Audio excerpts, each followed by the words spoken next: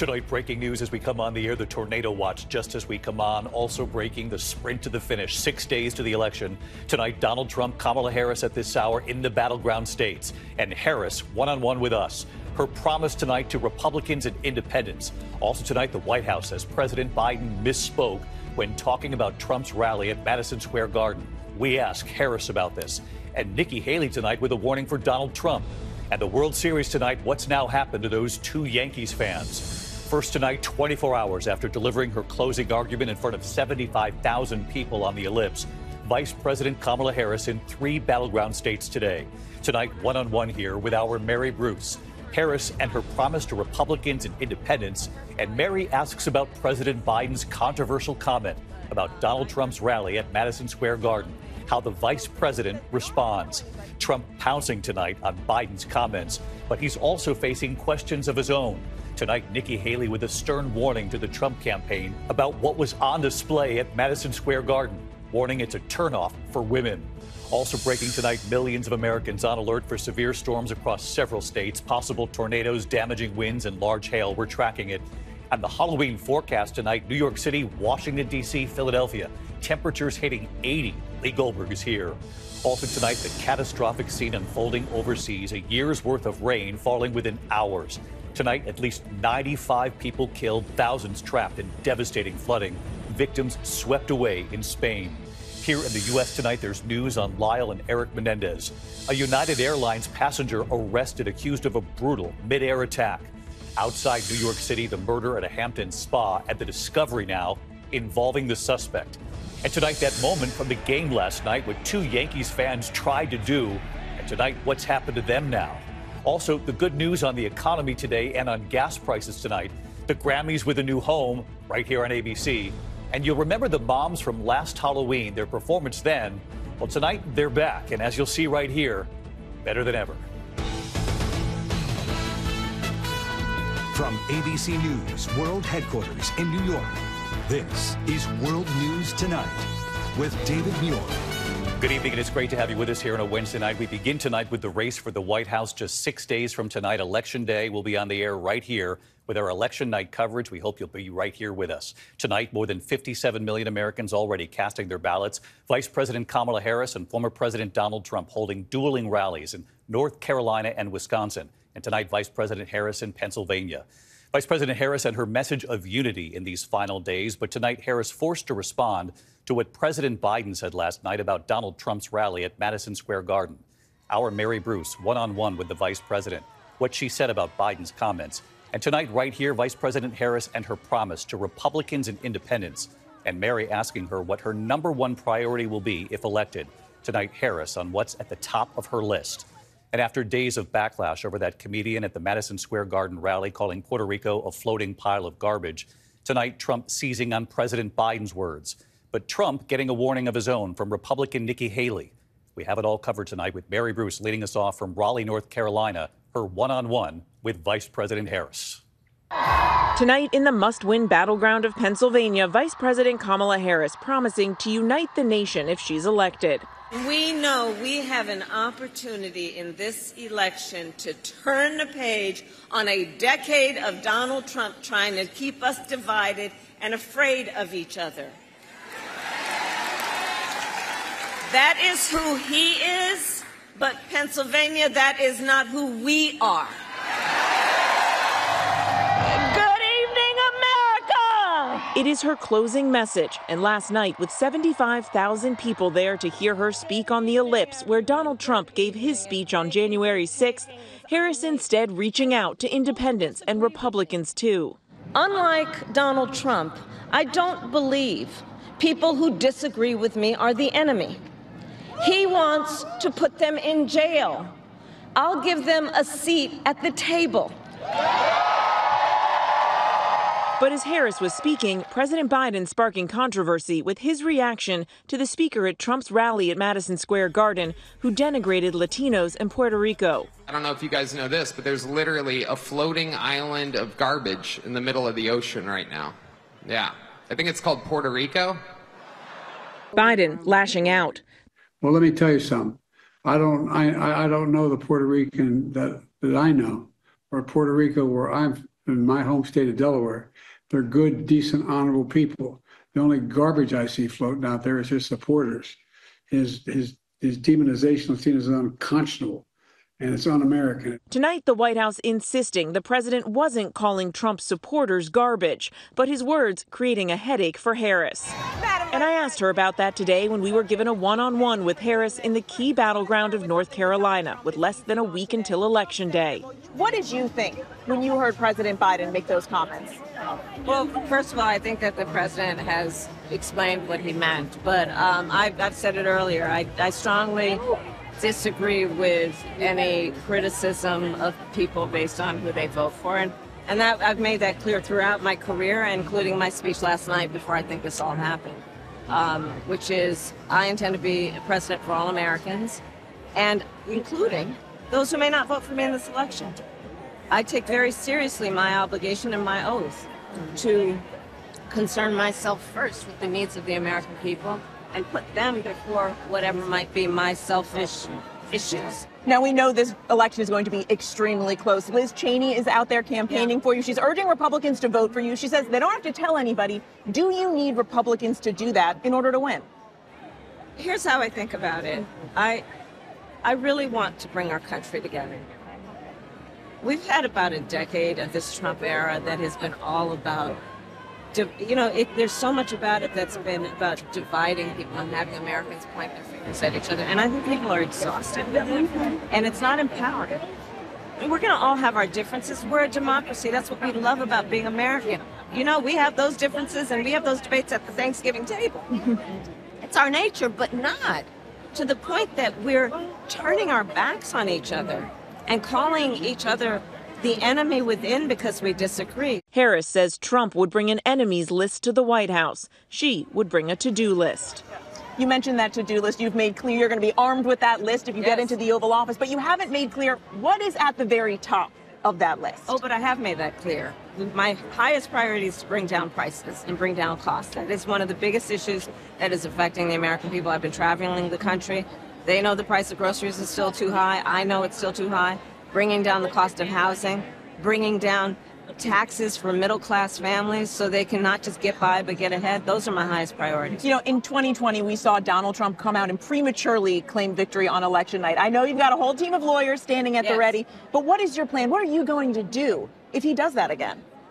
Well, we are sadly ready if he does, if we know that he is actually manipulating the press and attempting to manipulate the consensus of the American people based on fiction instead of fact. We're prepared to respond. You are promising to bring people together, even people you disagree with. You say, well, have a seat at the table. How do you convince Trump supporters of that, though, when you're calling their candidate a would-be dictator, a petty tyrant? I am talking to everyone as an American, regardless of who they voted for in the last election. And one last question. I know you have said that this is a campaign about substance, not identity, but I'm sure it's crossed your mind. What do you think about when you envision the history that you may make? I'm fully aware of my gender and race, so let's start there. And I know that it will be very significant in terms of the glass that will be broken. But I do not expect that anyone is going to vote for me because of my gender or race. It has to be because I earned their vote with a plan to make their life better. Harris is now taking this closing message and her pitch for unity on the road, hitting multiple battleground states a day after events today in North Carolina, Pennsylvania, and Wisconsin. Tomorrow she heads out west to Arizona and Nevada. David, tonight Harris telling me she isn't taking anything for granted. David. Mary Bruce leading us off one-on-one with the vice president today. Mary, thank you. Tonight, former President Donald Trump blasting President Biden's words. In fact, just moments ago, Trump in a garbage truck to make his point. Of course, this all started with a speaker invited to the Trump rally at Madison Square Garden who made jokes about Latinos and Puerto Rico, calling it a floating island of garbage.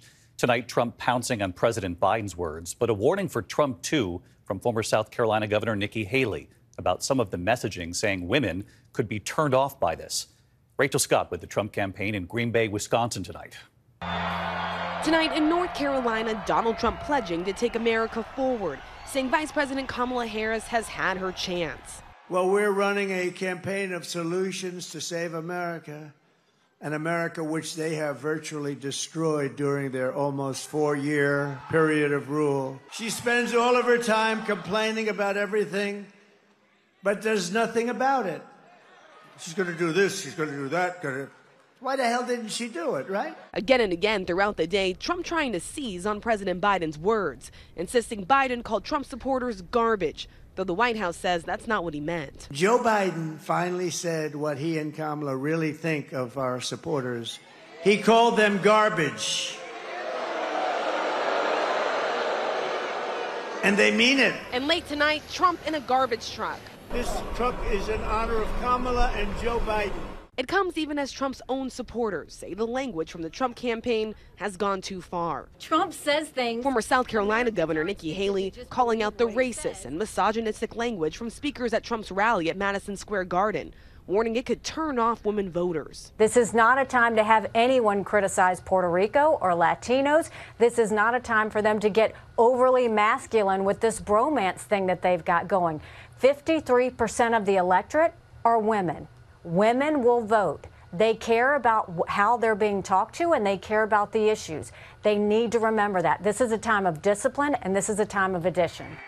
And tonight, Trump facing questions about one of his most prominent supporters, Robert F. Kennedy Jr. Kennedy, who has pushed a wide range of unfounded conspiracy theories about vaccines, dropped his own independent bid for the White House to endorse Trump. Now he says that Trump has promised him, quote, control of America's public health agencies if he wins. The key that I think that President Trump has promised me is control of the public health agencies, which are HHS and its sub-agencies, CDC, FDA, NIH, and a few others, and then also the USDA, which is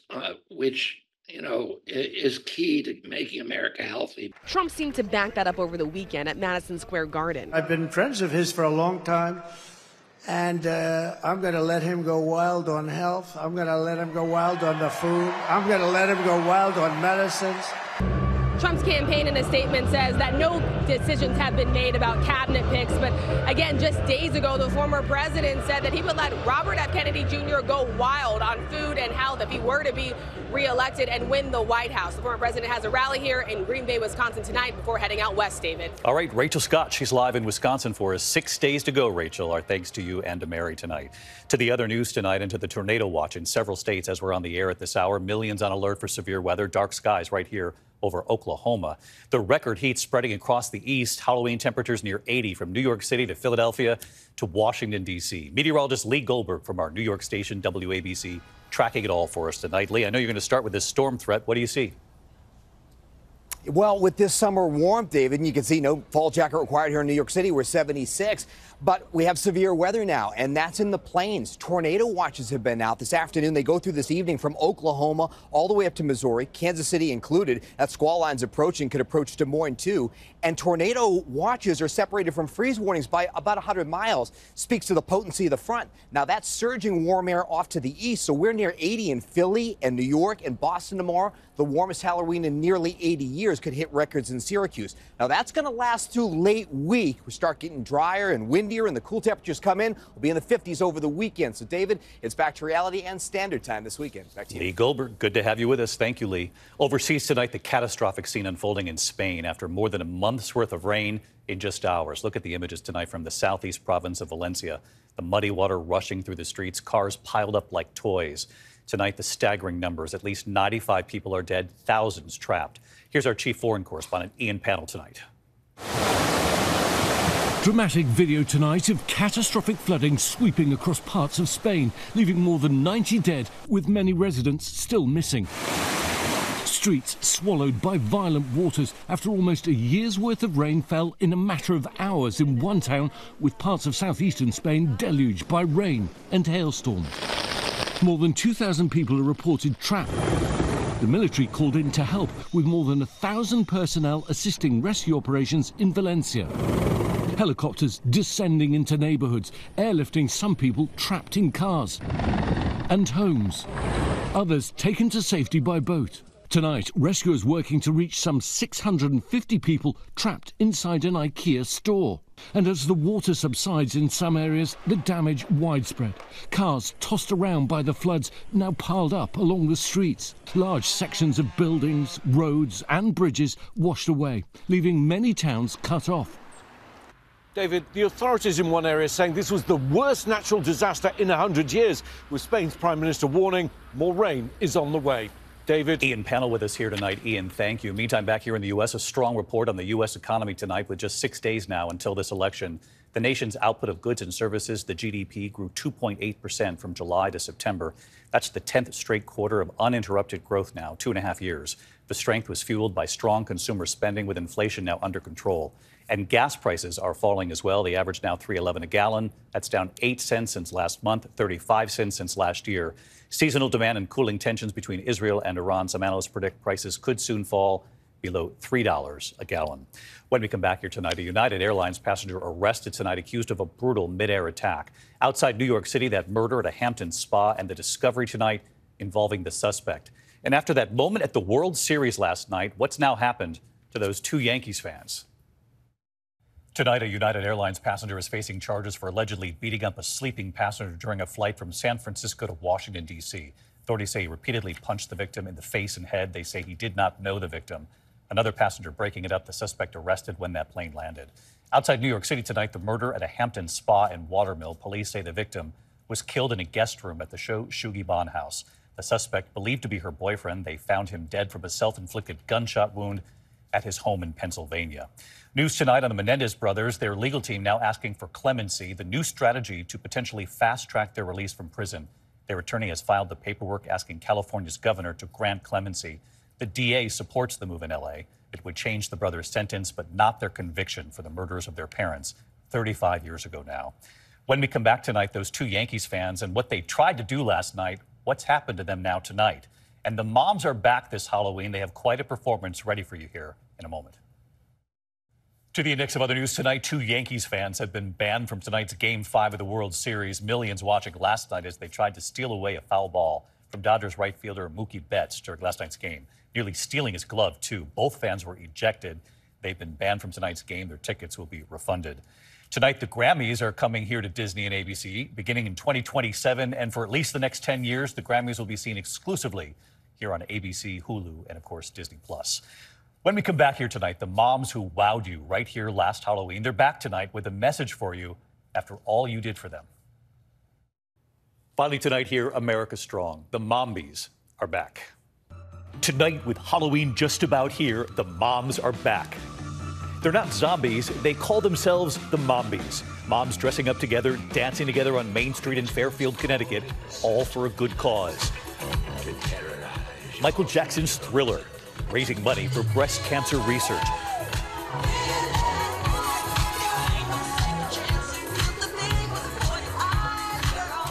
And we learned today that after you met them right here last Halloween, they tell us World News viewers donated $80,000. And tonight, those MOMbies have a new message for you. Thanks, ABC! And 1 year later, they're back, performing Stayin' Alive by the Bee Gees. Among them, Karen Sullivan, battling stage 4 breast cancer, practicing during her chemotherapy treatments. And right here tonight, hey, David. Karen, that fighter, proud to call herself a MOMbie. The treatment I'm on did not exist in totality 5 years ago.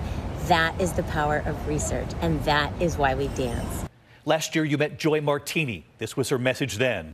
I'm a MOMbie, and I'm also a breast cancer patient, and I couldn't be more grateful and more proud than dancing with these women. This is Joy now.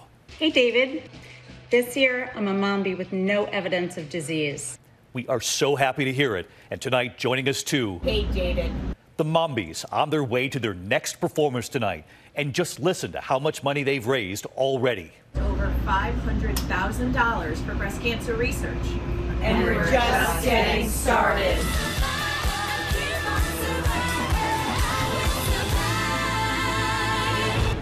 And they're just getting started. They're an inspiration. We love them. Thank you for watching here. I'm David Muir. I'll see you right back here tomorrow. Good night. Thank you for making World News Tonight with David Muir, America's most watched newscast.